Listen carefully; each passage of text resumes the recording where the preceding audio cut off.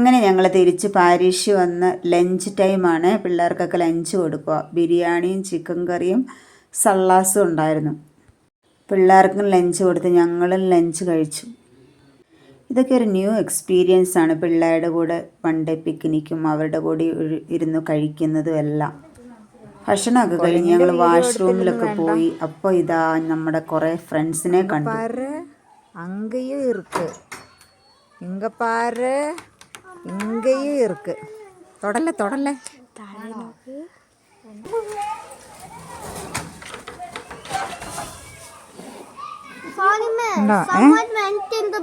അയ്യോ you didn't tell me girl. വിളിക്കല്ലേ വിളിക്കല്ലേ കൊച്ച, വിളിക്കല്ലേ, കടിക്കുക അവന്മാര്.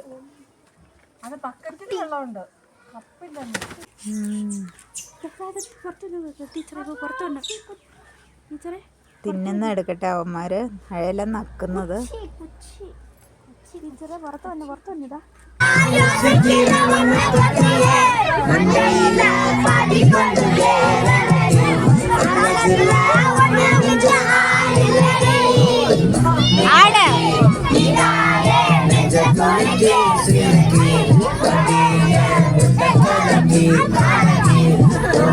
അങ്ങനെ ലഞ്ചൊക്കെ കഴിഞ്ഞ് ഞങ്ങൾ കുണ്ടള ഡാം കാണാൻ പോവുകയാണ്. വഴിക്ക് നല്ല കുരങ്ങന്മാരെയൊക്കെ കണ്ട് ആസ്വദിച്ച് പോയി.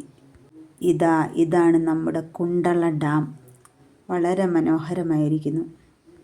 ഇതിന് നല്ല ആഴമുണ്ടെന്നാണ് പറയുന്നത്. അതുകൊണ്ട് പിള്ളേരെയൊക്കെ വളരെ കെയർഫുള്ളായി ഞങ്ങൾ കൊണ്ടുപോയി. ബോട്ടിങ്ങിന് പോകേണ്ടവർക്ക് അതിനുള്ള സൗകര്യമുണ്ടായിരുന്നു. എന്തായാലും പിള്ളേരെയും കൊണ്ട് പോയതുകൊണ്ട് ഞങ്ങൾ ബോട്ടിങ്ങിനൊന്നും പോയില്ല കേട്ടോ. അങ്ങനെ കുണ്ടള ഡാമിൻ്റെ തീരത്ത് ഞങ്ങൾ ടീച്ചേഴ്സും പിള്ളേരും എല്ലാം സീനറിയൊക്കെ കണ്ട് നല്ല ആസ്വദിച്ചിരിക്കുകയാണ്. ഫോട്ടോസും വീഡിയോസും ഒക്കെ എടുത്ത് സമയം ചെലവഴിച്ചു.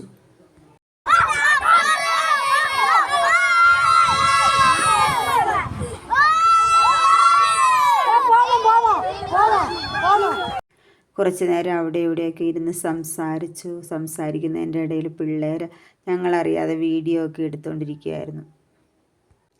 പിള്ളേരും പ്രകൃതി ഭംഗിയൊക്കെ ആസ്വദിച്ച് അവരെ തന്നെ മറന്നുപോയി. ഇത് ഞങ്ങൾ ടീച്ചേഴ്സ് എല്ലാവരും കൂടി ഒരുമിച്ച് നടക്കുന്നതിൻ്റെ ഒരു ഷോട്ട് എടുത്തതായിരുന്നേ. പിള്ളേർ അവരുടെ ഫ്രണ്ട്സിൻ്റെ ഒക്കെ കൂടെ പോകുമ്പോൾ പിക്നിക്കൊക്കെ കൂടുതലായിട്ട് എൻജോയ് ചെയ്യും. ഫാമിലിയുമായിട്ട് പോകുമ്പോഴാണെങ്കിൽ അവരുടെ ഏജ് ഗ്രൂപ്പ് അല്ലല്ലോ. നല്ല തണുപ്പും ചെറിയ കാറ്റും ഉള്ള സുന്ദരമായ കാലാവസ്ഥയുമായിരുന്നു. വട്ടവടയിലെ പാരീഷിൽ നിന്ന് 2 ബ്രദേഴ്സ് ഞങ്ങളെ അക്കമ്പനി ചെയ്തായിരുന്നേ. ഞങ്ങൾ പോയ എല്ലായിടത്തും അവർ ഞങ്ങളെ ഗൈഡ് ചെയ്യുകയും സഹായിക്കുകയും ഒക്കെ ചെയ്ത്. അങ്ങനെ അറ്റ് ലാസ്റ്റ് എല്ലാ പിള്ളേരും ദേ എൻജോയ്ഡ് ദെയർ മാക്സിമം.